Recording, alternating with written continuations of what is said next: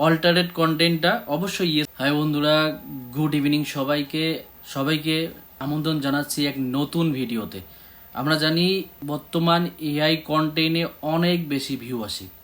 আমরা জানি আমরা যদি শর্টস বা লং কন্টেন্ট এআই দিয়ে বানাই, ফেসবুকে বা ইউটিউবে অনেক বেশি ভিউ আসে। সো যখন আপনি ইউটিউবের জন্য একটা এআই কন্টেন্ট বানাবেন বা এআই দিয়ে কোনো একটা শর্টস ক্রিয়েট করবেন, তাহলে অবশ্যই যখন আপলোড করবেন তখন একটা জিনিস মাথায় রাখবেন, আপনার যে অল্টারেট কন্টেন্ট যেটা আছে, ইয়েস ইয়েস, এখানে ইয়েস ইয়েস সিলেক্ট করবেন, না হলে এটাতে ইস্যু আসতে পারে।